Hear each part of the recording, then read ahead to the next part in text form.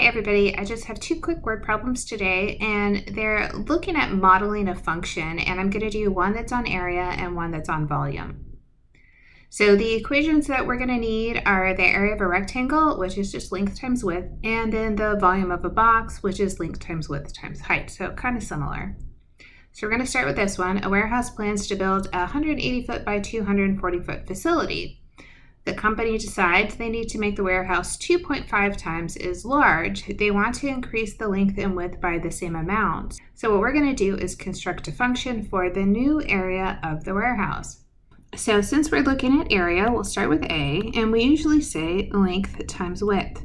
Now, we started out with a length of 240, and we had a width of 180. And when you're looking at how did I decide 240 would be the length and 180 would be the width, the length is always longer, so you pick the bigger number to be the length.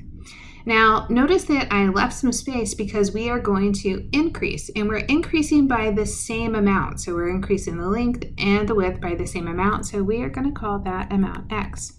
So we'll say plus x. Now we have a little bit more we can do because we do know that we want the overall area to be 2.5 times as large as it was originally.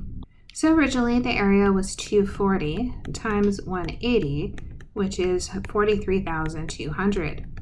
If we make it 2.5 times as large, we'll multiply 2.5 times the 43,200, which is 108,000. Now, this particular question does not ask you to solve, so how it's written in the homework is that you'll have 240 plus x times 180 plus x, which is equal to 108,000. I thought it might be nice to visualize this a little, so I made a quick Desmos to show you what this looks like. So here's my Desmos, and you can see I have 180 plus a, and I have 240 plus a. And right now a is set at 0. So watch, this box is going to get bigger as I keep sliding the a. And you see that the length and the width are changing at the same rate. So I'm keeping that same proportion.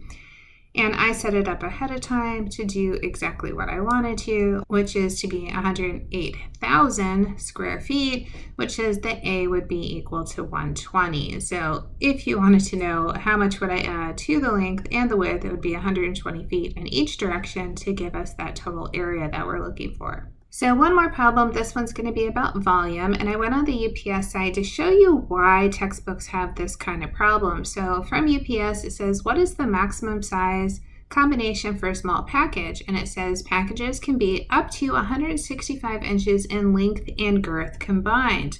So what girth is if you measure all the way around the package and then you add it to the length overall, and I will show you a picture of that. So what we're going to do is we're going to send a rectangular box with square ends that has a length plus girth equal to 164 inches, and we're going to write a function for the volume of this small package.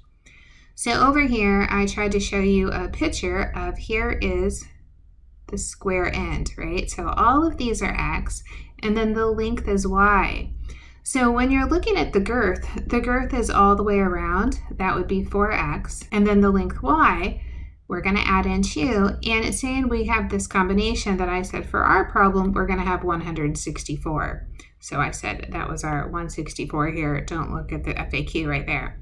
So we want to come up with the volume. So volume, which we said before, was length, width, height. In this particular case, the length is y, the width is x, and the height is x. So right now we have v is y x squared.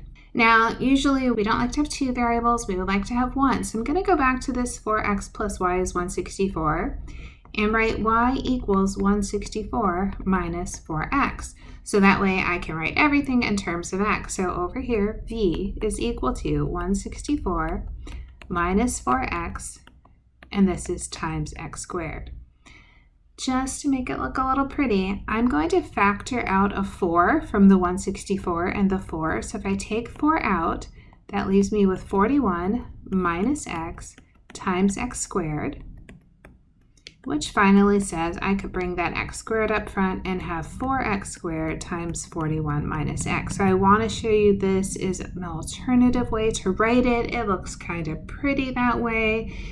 Is it necessary? Maybe not. But if you're taking multiple choice and there's a bunch of choices, this is a good choice that might show up. So I want to make sure you see an example of that. So I hope that helps. Good luck.